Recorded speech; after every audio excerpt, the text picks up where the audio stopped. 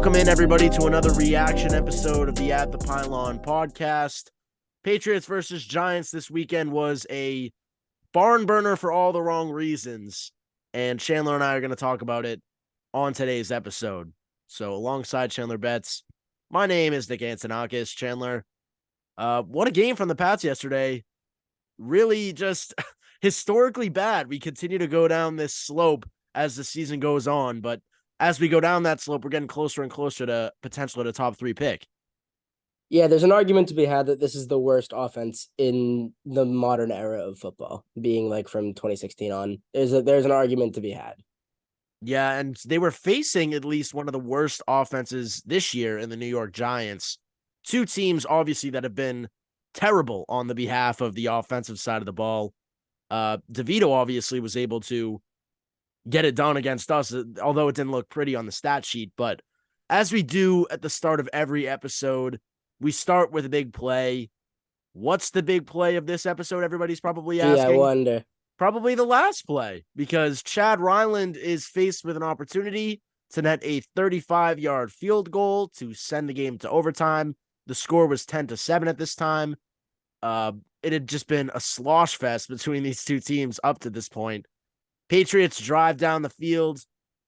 They're able to get this opportunity under 10 seconds to go, kick the game-tying field goal, send this thing to overtime. No, shank far left.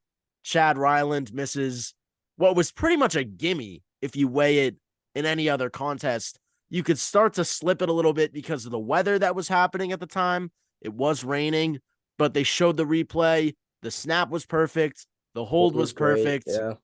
And the kick was not. Chandler, what was your, I guess, raw reaction to that? I started laughing like the Joker, and that was the true devolving of a Patriots fan, the degradation of my mental state live. I just saw Boston Connor from the Pat McAfee show just tweeted this morning. They do a overreactions Monday, and he said not to overreact, but that kick at the end was the most fun he'd had as a Patriots fan in the last 2 years. And I think that really, really just summarizes the last 2 years in general. That was one of the most important, what may end up being, and this is a super sad thing to say, one of the most important kicks in franchise history. Because that kick brought us, we're currently third, I believe, because the Cardinals lost to the Rams. Yep. I think that they'll end up figuring it out, hopefully. Kyler Murray will end up winning them at least one game. And so that pretty much delivered us the second pick, especially because it's probably going to be second because the Panthers just fired Frank Reich. I don't know if you saw that. They just fired him about an hour ago. But had we won that game, it seems as though we would have probably went to around the 8th overall pick. We would have, which is crazy, by the way, just Yeah, how tight it is at the top, Yeah. at least 5 or 6. I know we probably would have worked our way back down to like 3 or 4, but that pretty much delivered us the second pick and possibly our choice at quarterback. Yeah, and we'll get into the kind of race for the number 1 overall pick a little bit later in the episode. We'll take a closer look at those teams that are kind of fighting for top position in the draft. But back to Ryland for a second.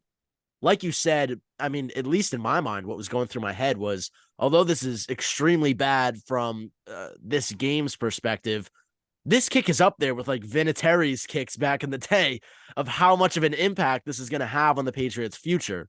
Yeah. While Vinatieri was starting dynasties back when he was kicking field goals to win us Super Bowls or send us to Super Bowls, this one could be kind of a turning point on what has been extreme mediocrity since Tom Brady left.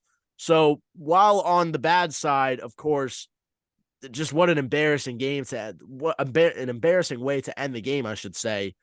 I was in the same boat as you, Chandler. I was looking at my screen, full smile, a lot of laughter, just like a bunch of the other bad plays that we had throughout this game that we will talk about later. But one note on Ryland before we move on.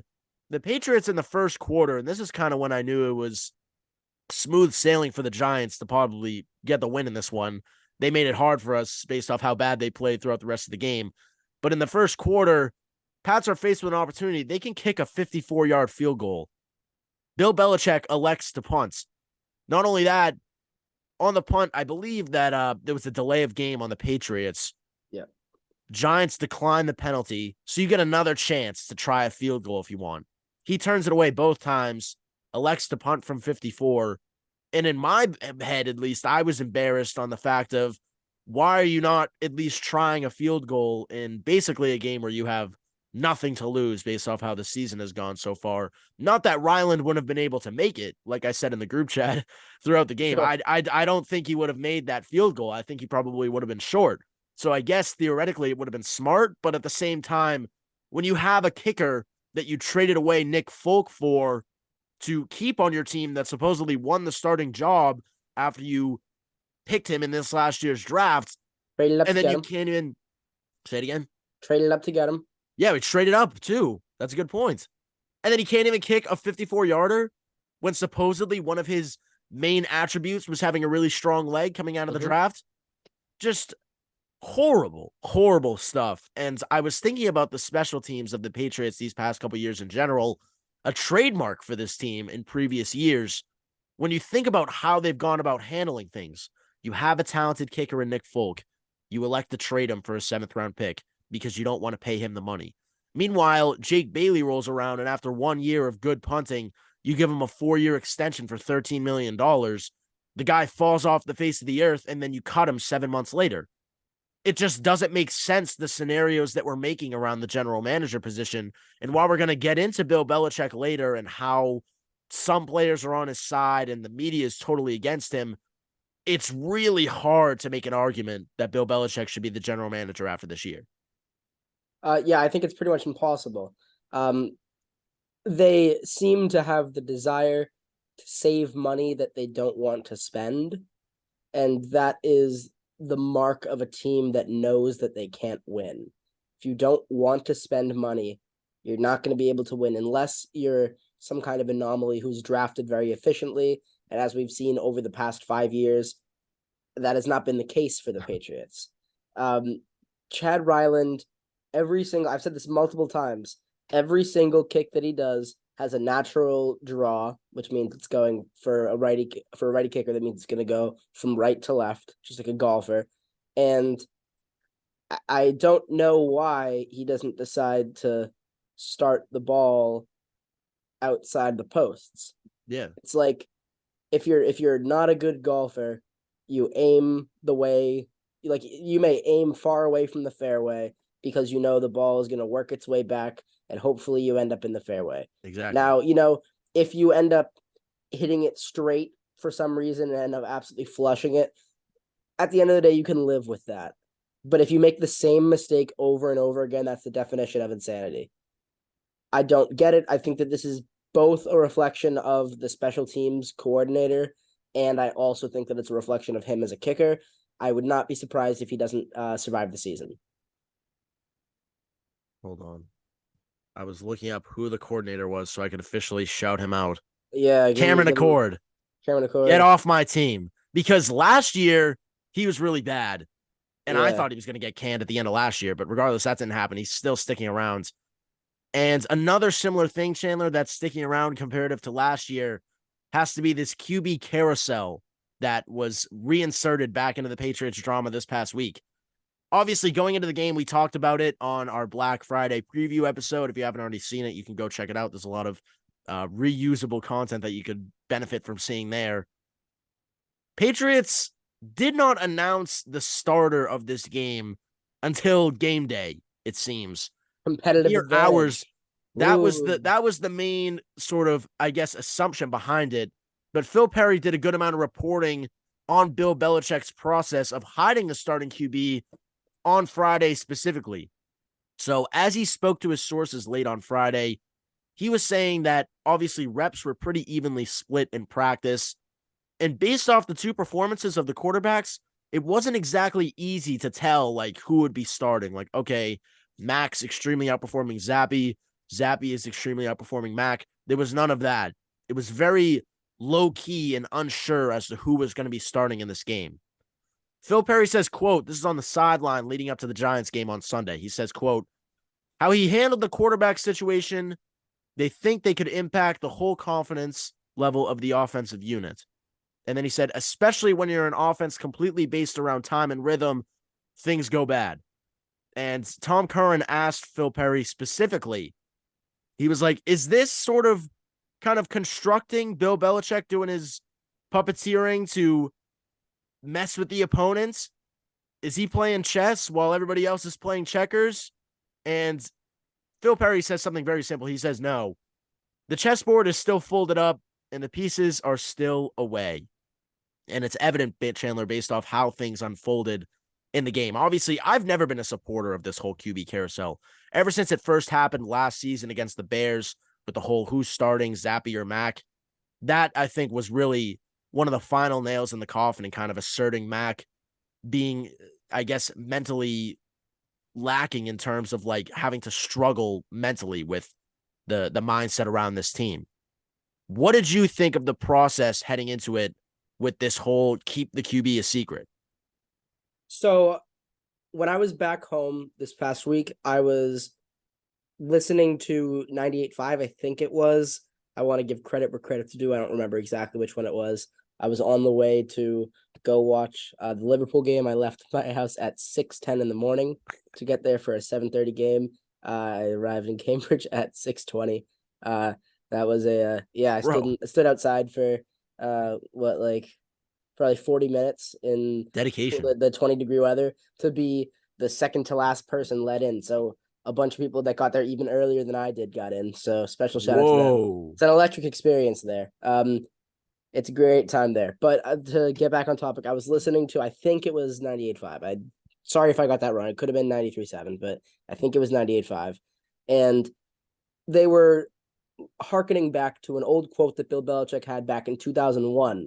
The quote was talking about Brady and Bledsoe and whether that you can prepare two quarterbacks. The direct quote from Bill Belichick 22 years ago was, I don't think you can really get two quarterbacks ready. I think you can get one ready, and that is what we have to do. We have to get one guy ready to play, and that is my responsibility to the football team.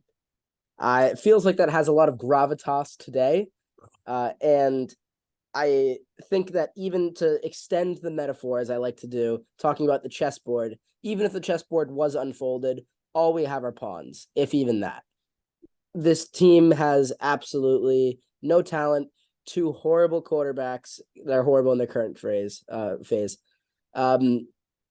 But you can't get, I agree with him that he can't get two quarterbacks ready. But if you want to hide which quarterback you're getting ready, maybe it's nice to have a quarterback that has a different skill set. You have two quarterbacks that essentially do the same thing. Neither of them do it well. And you expect that to reinvent the wheel. That's not really how game planning works. Wink Martindale had probably the easiest job out of any defensive coordinator this past week because he is the second highest blitz percentage coordinator in the league. And we've seen that that Mac Jones specifically can't handle pressure in any capacity. And Zappe can move around a little bit and has a slightly better arm than Mac does right now, but realistically can't have a completion over 8 yards. So they had the easiest possible scenario this past week. And that's pretty much as simple as I can put it. I agree that there's no way to prepare two quarterbacks, but the baffling part to me was, why do you cut, not that he's any good probably, why do you cut Will Grier the day before the game? Yeah. Evidently, he must have fought for a whole 2 weeks pretty much just to get cut the day before the game.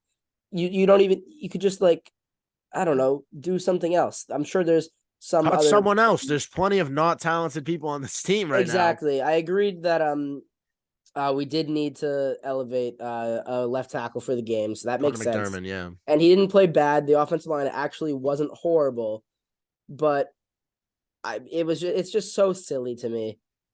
Neither quarterback is good. We should be looking at the free agent market. We're not going to. I have no idea what's going to happen with this next week. I'll try to make an extrapolation soon, but I have no idea.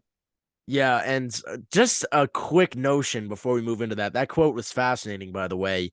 And to say that Belichick made that point with Brady and Bledsoe beside him. Two good quarterbacks, yeah. Two good one of which would end up being the best of all time. Yeah, and the And other now he's was faced with a first scenario. first overall pick, and Yeah, first also overall pick. multiple time Pro Bowler. Yeah, Bledsoe. Very good quarterback. Yeah, Bledsoe was very good. One of the most And underappreciated quarterbacks in NFL history. I'll say. And still, he had this notion of you can't prep two. And this week, we saw that exact opposite with Jones and Zappi, and they'd have some stuff to say after the game. But regardless, let's start with Jones, who officially got the start in this one. He would not live long enough to last the entire game. But in his 1/2 presence in this contest, he did not play well. 12 for 21, 89 yards, 2 interceptions. He would get benched at the start of the second half. And every week, I just feel that, like, and I was saying this last week too, or not last week, but 2 weeks ago before the bye. Every time I see Mac Jones throw an interception, most times before this year, I could identify an excuse to pin it on somebody else, because in a lot of scenarios, it wasn't really his fault mostly. Of course, as a quarterback, you at the end of the day are making a throw. It's your fault, at least a little bit in every quarterback scenario where you're throwing an interception. Now, in this one, as this year has gone by, every interception I feel he throws just gets worse and worse and worse and worse and worse. Just these throws are just like there's no brain behind them. Why are you making these passes? Even the commentators are ripping him to shreds. Why are you not throwing the ball away? And I brought up yesterday while I was watching this contest, right after the second pick that Mac threw. Why, like back in the day, I remember watching Brady, and he would be like so fast to just read a play and be like, oh, it's not there, bye. Just throw it away. Yeah. And I would be heated. I would be like, come on, like you got to make something happen on those. Like I'm annoyed watching you throw it away half the time. But at the same time, there was nothing there. And we, by the grace of God, we're not having to see this mess that we see every week where you try and force something and then it's a really bad interception. Brady just had that ability to analyze a play so quickly and then throw the ball away if it's not there to live another day.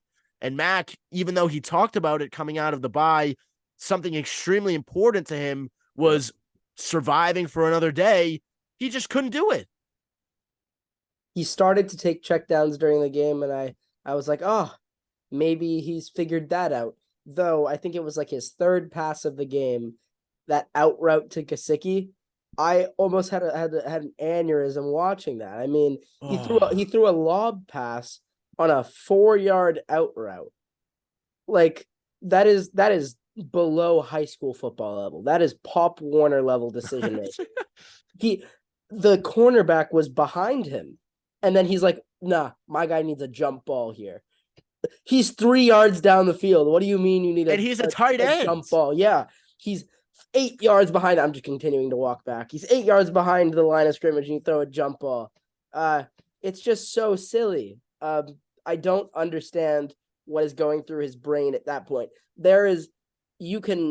It's not the argument I'm going to make. I don't think it's the argument you're going to make. I don't think anybody is really making this argument anymore. But you could make the argument that throughout the course of the game, Mac Jones loses confidence, and that is the result, or that is a factor going into some of his throws. He hadn't even been hit once yet when he made that decision. That is the time where it's so hard to say.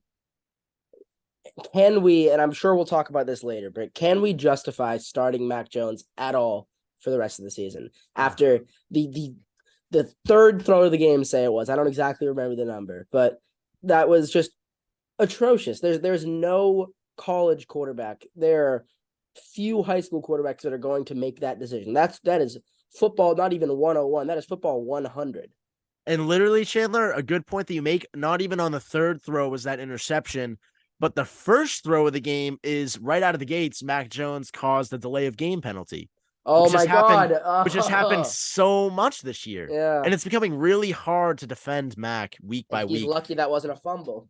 And I can pin the blame all I want on the Patriots organization for mentally breaking this dude after the Bears game last year. Sure. And it's just deteriorated game after game after game since then. But you just cannot put up a performance like that and expect to start week in and week out. Like, sure, we messed up breaking you, but at this point, it's just not even valuable to have you in the game anymore. And it's getting worse and worse by the week that he needs to prove himself. So regardless, Mac would see the bench at the start of the second half, and our worst nightmares came true. Bailey Zappi enters the game. He does not do too much better, but let's first start off with how he reacted to the news. He said post game when he was asked with, how did they go about telling you that you're going to start? Bailey Zappi gives the very insightful answer of, quote, as far as I know, we walked into the locker room and OB looked at me and said, you're starting off the second half. And I said, yes, sir. And then they said, do you want to know if you're starting in advance? Zappi says, quote, I mean, yeah, that's Coach Belichick's decision. If I start, I'm going to do everything I can, like I have, to try and win. I don't like Zappi. I mean, yeah, I'll defend him a little bit here. He's just so like he's still like taking. I mean, like as much as this quarterback carousel deserves flack on a circumstance, Mac Jones, one thing that he does well is take accountability for his performance. Sure. And he said in his post game, he said, quote, it was my job to go out there and play well regardless of the circumstance. And he just said that he wasn't on the same page as the offense today. Now, regardless of the circumstance, like he said, he's expected to play well, although this QB carousel was stupid. Zappi, on the other hand, is like, yeah, I would have liked to know beforehand. That's up to Coach Belichick. I'm going to take shots at the best coach of all time, even though I suck. Like, I just don't understand. Like, he has a little bit of a chip on his shoulder that I don't appreciate. Sure. I don't really like. I get that that's how you read it. I didn't really read it like that. The way that I read that quote was I also didn't listen to it, so this is just me reading the text. Basically, I think what he's saying, the first part's kind of a throwaway. He's just saying, it's not my call if I'm starting or not, but when they put me in, I'll do whatever I can. I think that's how I read it. Mac Jones was just so bad. I know we're talking about Bailey Zappi. He was just so bad. He was arguing with Gesicki from the beginning, saying that there was a different route expected to be run pretty much every time. And as much as I'm inclined to believe Mac, because Mac has been in this offense before and actually taught Bill O'Brien the Alabama offense after he was drafted, and then Bill O'Brien went to Alabama. He went back to teach Bill O'Brien the offense that he ran the year before. So I would imagine there's a lot of similarities between his Alabama offense and what he's run through the course of the season. But as much as I'd like to believe him, I simply can't, because you can't be wrong like 4 times in a row. Gesicki looked like a deer in headlights while he's been one of our better weapons throughout the course of this season. Having said that, Zappi comes in. He does not do essentially any better, except for one thing, the ability to at least survive another half second. He had a little bit of pocket mobility and had enough zip on the ball, more zip than Mac, because there was the one ball that should have been a pick. It was not a good decision, but he threw it hard enough that I believe it was it Isaiah Simmons who almost got the pick? Yes, it was. Dory Jackson. One of them Isaiah almost Simmons. had the pick. Yeah, there were two situations where that happened. The one where it slipped through his hands, you're talking about, right? Yeah, the one to the left side of the field was that one. But the other one, there were actually 2 that I remember it, because it was a Dory Jackson, because the pass was to Juju. He caught it, and they were like, they went to college together. They played against each other every practice. And then Juju's just laughing while we've had like 100 passing yards throughout the course of the game. And I wanted to strangle him. I was so frustrated. Oh my God. But Zappi has absolutely nothing in the tank. Mac has nothing in the tank, but I think Mac might have less than nothing in the tank. I hate to say it. This is my desperate plea to the world to please just go get a free agent quarterback, because I don't want to watch either of them play. Please, dear God, put Mac Jones at defensive end if that's what you need to do. But go get like Matt Ryan out of the booth. Go get David Carr for all I care. I don't know. Go get Peyton Manning, but with his broken neck back in 2011. I don't care. Do whatever you have to do to not see either of them play. But I'm not even going to say it. Oh God. You guys know what I was about to say. I'm not going to say it. Please. Well, regardless, Mac Jones maybe will have some defensive reps after that tackle that he made on one of It his was a good tackle. interceptions. It was Was a a good good tackle. tackle. Good job. I mean, you better make that tackle after that throw. But Yeah. regardless, Zappy, you're right. Maybe it's just the way that I read his tone. I think that's just his natural tone Sure. to kind of go about talking like that, but it just doesn't sound like he's too he sounds like a baller almost. And then he goes out and he goes 9 for 14, 54 yards, interception, nothing good. But the least we didn't really expect much out of Zappy to begin with. So all for bringing Malik Cunningham into the lineup next week. Say aye, and that's both of us. So Aye.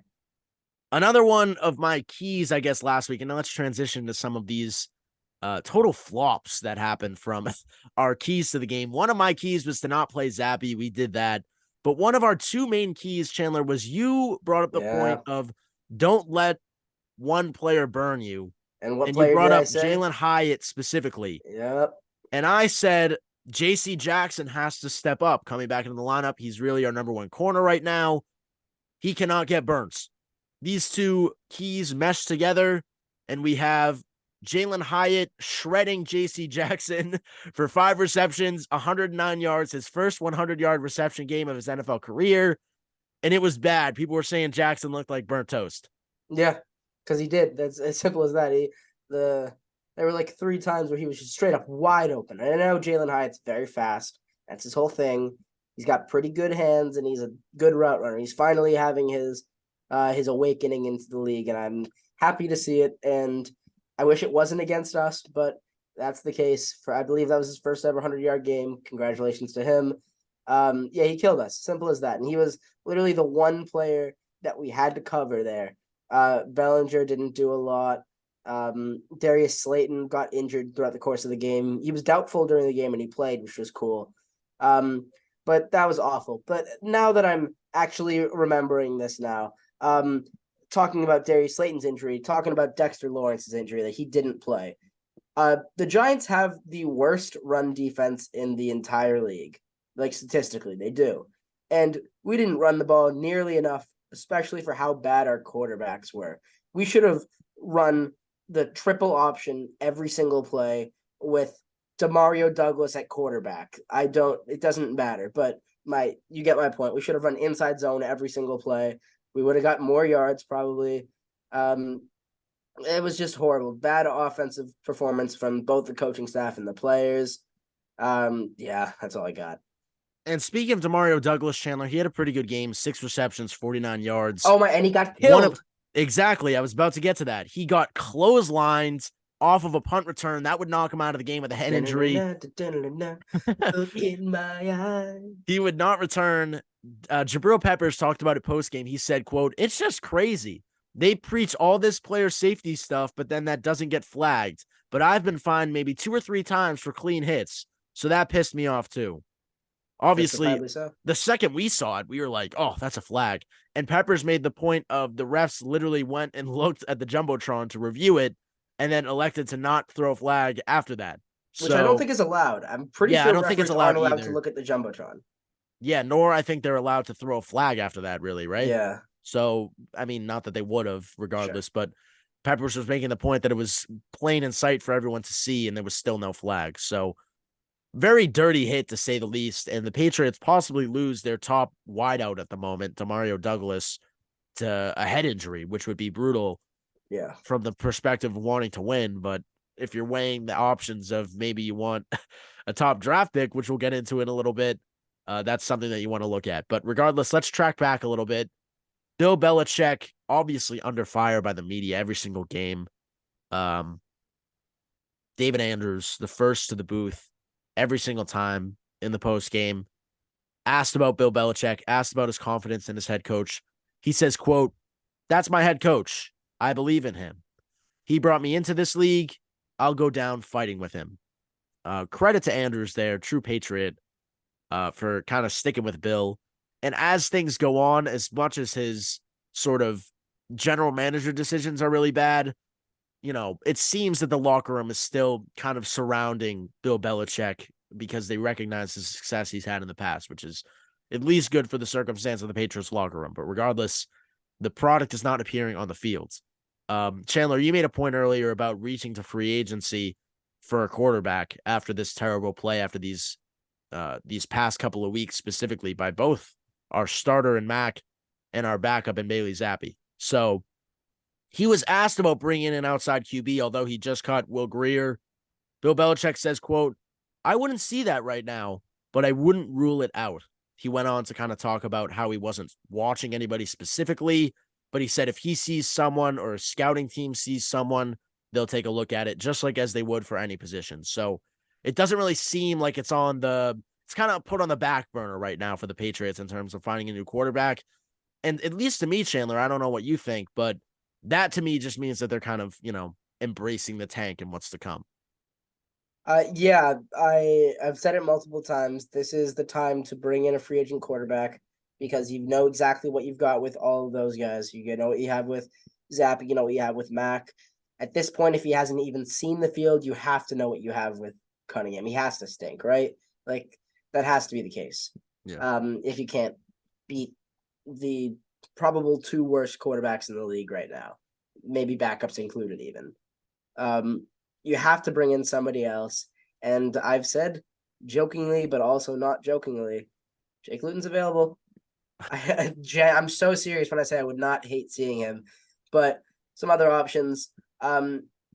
If you want to do some running, you can bring in Bryce Perkins. He was a backup with the Chargers for a while, and he's also been a really good running quarterback with Virginia back when he was there. EJ Perry's another option. He was at BC for a year, transferred away to Brown, where he was one of the best FCS quarterbacks. He's young. These are two young guys. Luton's also fairly young. Chase Garber's also, I believe, is a former Cal quarterback, if I'm remembering correctly. I think you're he's right. just on the list of being quarterbacks that are available. But if you want, just someone who you know is not going to completely stink, and for the Bants, this would be so funny. Why not bring in Nick Foles? That would be so funny. I'd do it. I mean, he sucks at times, but I mean, he beat us in the Super Bowl, so why He not? did throw 8 touchdowns in the game, or was it 7 touchdowns in a game or something? Yes. Yeah. Why not? I don't know if Simeon's still available. I'm not sure if he got picked up by someone, but there are bad quarterbacks starting in the league right now. Because of the Burrow injury, Jake Browning is the quarterback for the Bengals. Aiden O'Connell hasn't been that bad. But he's the quarterback for the Raiders right now. It's not good. It's not looking good. Actually, you know what? Maybe that's a good question. Actually, do we have worse quarterback play than the Jets? It's a good question. I think that Zach Wilson's better than close. Mac is right now, and Zach maybe right now, yeah. Because at least he's thrown for like 230 yards in the past couple weeks before he got benched. Even when he got benched, do you think he had like 180 or something? Well, I think it's something to consider, at least from Belichick's perspective, whether or not he'll dive into the free agency market. As much as we may think that he may be embracing the tank, and that could be promising in terms of, God forbid, he's sticking around for the draft and he has to make that selection. Hopefully he's invested in the future if he does have that say in the draft. But regardless, the Patriots clinch a losing record on the season with this loss. They currently hold the 3rd overall pick in the draft, as we said at the start. Right now, sitting ahead of them are the Arizona Cardinals and obviously the Carolina Panthers, who just fired Frank Reich, as we said at the start of the episode. Yep. And up next, it's the LA Chargers, Chandler, a game that earlier in the season I thought that we had a chance of winning. That's definitely not the case now, and the Chargers are going to be fighting for their season this upcoming Sunday. Yeah. When they may be casted out of playoffs if they lose. So it's going to be a big game. We'll have a full preview episode for you on Thursday to recap it, or preview it rather. And Chandler, on that episode, you'll have another rookie profile. Which prospect are you going to be looking at this week? You told us on Friday rather already, but why don't we re-educate the audience? Yeah, so I've got Jaden Daniels, quarterback, and at this point, likely Heisman Trophy winner, out of LSU. He is, I'll give you some more about him on the episode, of course, but he's big body. He's skinny, but he's 6'4". He's tall. He's one of the best running quarterbacks we've seen in college football. And, maybe he's got something. I think that he is going to be in contention for that QB3. We don't know who it's going to be yet. There's like 6 quarterbacks that it could be. We'll see who it is. It'll be a big episode regardless, because as we move closer to the draft, these draft prospects matter more and more. So you're definitely not going to want to miss it. They have it. But for now, we'll call it. Terrible game from the Patriots again. Hopefully things are less ugly on this upcoming Sunday when we preview it for Thursday. But at the same time, we're kind of hoping for losses so we can move up in draft capital. But for now, alongside Chandler Betts, my name is Nick Antonakas. We'll see you all on Thursday for a full preview of Patriots versus Chargers.